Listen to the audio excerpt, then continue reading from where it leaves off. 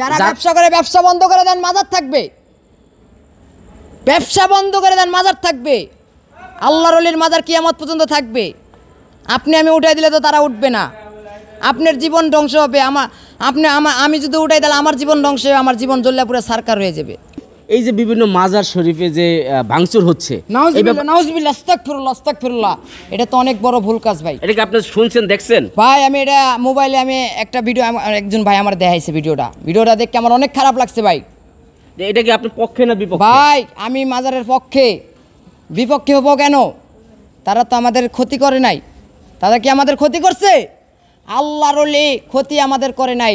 আল্লাহর ওলি আরও আমাদেরকে, যারা হিন্দু, যারা দিন চিন্ত না সিলেট জবিনে, যারা দিন চিন্ত না আখাউড়া জবিনে, খরমপুরে, যারা দিন চিন্ত না শাহজালাল শাহপরান সিলেট জবিনে, যারা দিন চিন্ত না এই মিরপুরে, যারা দিন চিন্ত না গুলিস্তানে, যারা দিন চিন্ত না হাইকোর্টে, সবাই তো তারা আছে। তারা আল্লাহর ওলির আইসা তার দিকে জিন চিনাইছে। হাজার হাজার কোটি কোটি মানুষদেরকে আল্লাহ রাসূলের, আল্লাহর হাবিবের কলেমা পড়ে তাদেরকে মুসলমান বানাইছে। তাদের মাজার ভাঙ্গাটা একেবারে ঠিক হয় নাই ভাই। আপনারা যেই করেন না কেন এই কামটা। এখন আলেম ওলামারা তো বলে যে এই যে মাজার শরীফ বানানো এটা হাদিসে নাই। ভাই শুনেন, হাদিসে আছে কি না এটা তো আপনি দেখতে হইব। হাদিসে দেখছে এরা কি দেখছে? তারা তো হাদিস কোরআনের উপর ভিত্তি করে বলে যে এই মাজার করা নিষেধ। মাজার করা নিষেধ। যেই মাজার হয়ে গেছে ওই মাজার তো উঠতে পারবেন না, উঠান যাবে না, যাবে? যেটা হয়ে গেছে ওই সময় তো, আগে তো যে সময় হয়েছে ওই সময় তো আপনারা আটকাতে পারেন নাই। ওই সময় আপনারা আটকাতে পারছেন? যে সময় আমাদের কাটা কেল্লা খরমপুরে বাঁচতে আইছে জালিরা, তাদের হাতে জালির হাতে পড়ছে।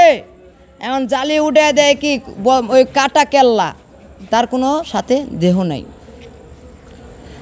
খরমপুরে কেল্লা বাবার মাজার, তার ভিত্তে কোনো তার সাথে দেহ নাই। তার এই কেল্লা মুবারক, তিনি লা ইলাহা ইল্লাল্লাহু মুহাম্মদ রাসূলুল্লাহ সাল্লাল্লাহু আলাইহি ওয়াসাল্লাম এই কলেমাটা পড়তেছে। তখন হাজার হাজার তারাও হিন্দু ছিল, তারাও এগুলা লইয়া কলেমা তার দাওয়াতটা কইরা খরমপুরে উঠাইছে তাকে। তারা দাওয়াত কলেমা শুননা তারা সবাই হিন্দু, লাখ লাখ হিন্দু তার হাত ধরা, তার পীর মনে করে, তারে মনে করে, আল্লাহর একজন ওলি মনে করে, তার হাত ধরে হাজার হাজার কোটি কোটি মানুষ হিন্দুর থেকে মুসলমান হয়ে গেল।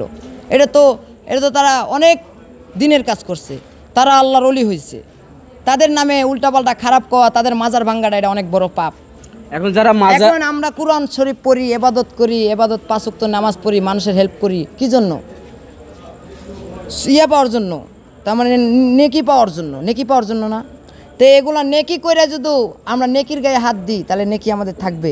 এখন সে তো আর বলে জানে যে আমার জন্য আমার নামে মাজার করে ব্যবসা করো। যারা করে